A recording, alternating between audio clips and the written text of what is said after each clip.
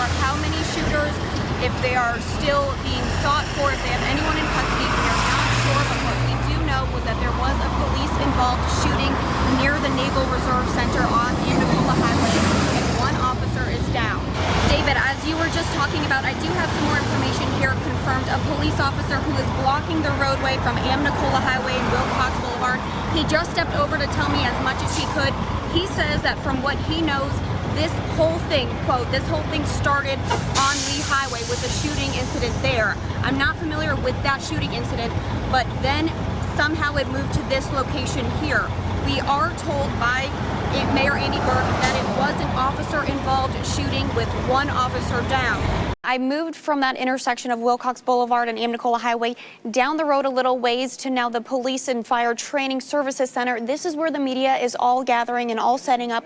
We're told we will be briefed by the police department's public information officer shortly. He just came in and checked in on us, and he said it might be a little while because he's waiting on some national media outlets to get here. But as soon as he gets all of the information confirmed, he will be relaying some more information to us. I also can tell you that they are heavily guarded and armed here at the Police Services Center. When we drove through that first barricade, we were greeted by a lot of officers with heavy machinery on them. And once we entered this room, it was locked behind us, and we are told we are no longer able to leave the room.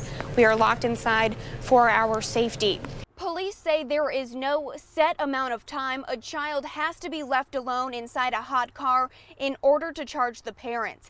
Even now, just sitting inside this car, the temperature reads above 150 degrees. Cindy, several neighbors here say they heard gunshots shortly after 11 o'clock last night, and it was actually a neighbor who first called 911. One man I spoke with says it's not unusual to hear gunshots in this community since it is such a big hunting area, but he knew these gunshots were different because of the number of shots and how late at night it was. David, the man I met today has been a longtime Volkswagen loyalist. His first car in high school was a 1961 Volkswagen Beetle, and he's owned 3 other VWs since then, including a 2009 diesel Jetta. He's now part of a class action lawsuit because he says if he knew what he knows now about the car's clean performance, he never would have made the purchase. Cindy, the gates opened at 5 o'clock, but there are still crowds of people out here. They don't want to leave this block party. They call this the Fan Q headquarters. Cindy, early reports show at least 8 homes have been damaged by strong winds and downed trees. 3 of those homes destroyed.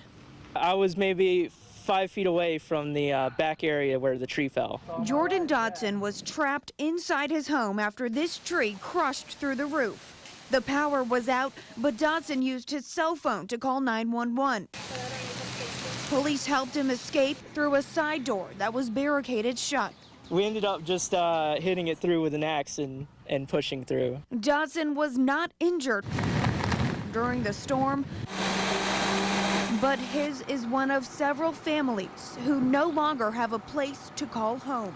And just seeing it all go away, it's devastating. Yeah, absolutely devastating to me. Just a few houses down the road, neighbors work to patch up this damaged home before it starts to rain again. And we had a tarp to put over everything and some nails, so we just got started, you know. That's what it's all about, to help your neighbor, you know. One person was home at the time but got out safely. Another tree is to blame for this damage. Summit says the storm only lasted 10 minutes, but the winds were dangerous. The winds were so strong, you know. It was at least 100 miles an hour, if not more. Strong enough to damage several homes along this street, block cars from traveling, and downed power lines throughout Eastridge. Police Chief Mike Williams says his emergency crews responded to more than 20 calls, but the rain wasn't over yet. And just pray that we don't get any more, you know. There's so many people in this area here that's got damage, you know. The Red Cross is helping to find shelter for 23 people after this storm. The Salvation Army is also helping to provide some extra clothing. Police Chief Mike Williams says it could take a few days before they know the full extent of this storm's damages. In Eastridge, Kelly McCarthy, Channel 3 Eyewitness News. Channel 3 Eyewitness News reporter Kelly McCarthy joins us live at the Hamilton County Jail with what she's uncovered over several weeks and a story you'll see only on 3. Kelly? David, when Blake Eschenroder was booked here into the jail, he told officers he was not the guy they were looking for. That's something police say they hear all the time from suspects. But in this case, it was the truth. And now Eschenroder's family wants answers. When a fight broke out at a Halloween party, deputies took out a warrant for the man they thought was to blame, 25-year-old Blake Eschenroder. To the sheriff's office, it seemed like a solid case. Kelly Cronin's husband had injuries to prove it. Fractured his eye socket, where he eventually had to have plastic surgery, 3 emergency room visits. The Cronins and eyewitnesses told deputies Blake Eschenroder was at fault. He was charged with assault, sexual battery, vandalism, and disorderly conduct. The Cronins now know that was a mistake. Him and myself never looked at any picture in a cop car, never identified anyone. It's just the person who brought him and everyone else at our party that night was saying, we got him, we know who he is. His name's Blake Eschenroder. I don't know any of these people, don't know what they look like, don't know who they are, don't know everybody's name. Eschenroder is a senior at UT. He made the drive from Knoxville to Chattanooga with his mother, expecting to clear his name. Instead, he was booked at the Hamilton County Jail. Looked up in the sign that said, fugitives and sex offenders. And as a mom, that's just horrible. Eschenroder told police he hadn't been to Chattanooga in the last 5 years. When that came up, we actually called the victim and had them view another photograph, and they said, yes, that is the person. He even has surveillance video that shows he was in a haunted house in Morristown the night of the fight, 170 miles from Chattanooga. The only thing that connects Eschenroder to the party is a mutual friend on Facebook. I spent 15 hours in jail because of some girl getting my name off of Facebook. The Cronins eventually realized they had given deputies the wrong name. It took Eschenroder about 3 weeks to get the charges dropped. I did not want the wrong person to sit in jail ever. That was probably one of the worst things that can happen to someone.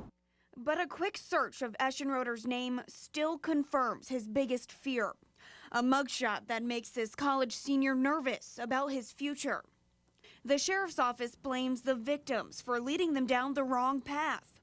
This happens so rarely, I don't know what the final outcome will be, but I will say we will do everything we can to correct the mistake that was made by the victim. An innocent mistake or short-sighted police work? The question now facing the Eschenroders: what will make this right? We feel like somewhere someone ought to be held accountable. The sheriff's office is still working to find the true suspect in this case, and the Cronins tell me once that person is found, they intend on moving forward with those charges. As for Blake Eschenroder, he is now expecting to graduate in December with an engineering degree, and he hopes this story will be a big step in clearing his name online. Live in Chattanooga, Kelly McCarthy, Channel 3 Eyewitness News.